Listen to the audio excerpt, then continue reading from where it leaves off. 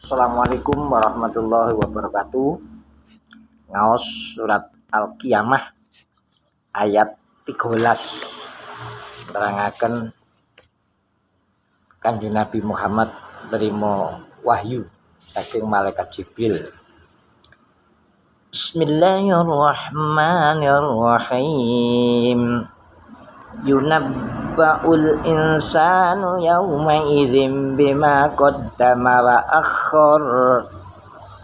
Menungso bakal diceritani ana ing dina iku tumrap amale sing dhisik-dhisik lan kang akhir-akhir, sehingga dheweke nglakoni hukuman mau kanthi kesadaran, nyadari kesalahan-kesalahane. Terus ayat balil insanu ala nafsihi basirah walau alqa ma'awirah.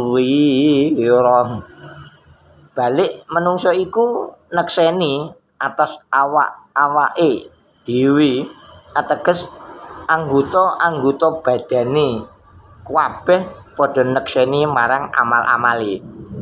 Upama menungso ngaturake alasan-alasan kapeksa ora diterima jalaran anggota badane dhewe nekseni.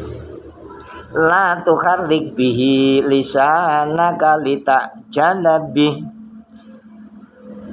Maune Kanjeng Nabi iku yen nampa wahyu tutuke utawa lambene tansah umi-umi jalaran kesusu enggal nampa nuli kadhawuhan. Sira aja ngobah-ngobahno lesan ira kelawan maos waosan Al-Qur'an sadurunge rampung malaikat Jibril, krana kesusu kelawan maos Qur'an. Fa idza qara'nahu fattabi' qur'anah summa inna alaina bayana. Sak bendere dadi tanggungan ingsun perkara kumpule wahyu Al-Qur'an ana ing penggalihe ira, lan uga bisa kawaos Al-Qur'an ana ing lesan ira.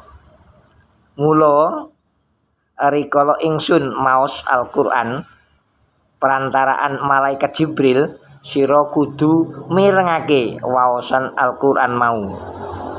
Sejatine namung tanggungan ingsun dhewe keterangane Al-Qur'an iku, ateges kang bisa mahamake isi-isine Al-Qur'an marang Nabi Muhammad sallallahu alaihi wasallam iku namung Allah Ta'ala dhewe. Mugi-mugi angsal syafaat, angsal barokah saking Allah. Matur nuwun, subscribe.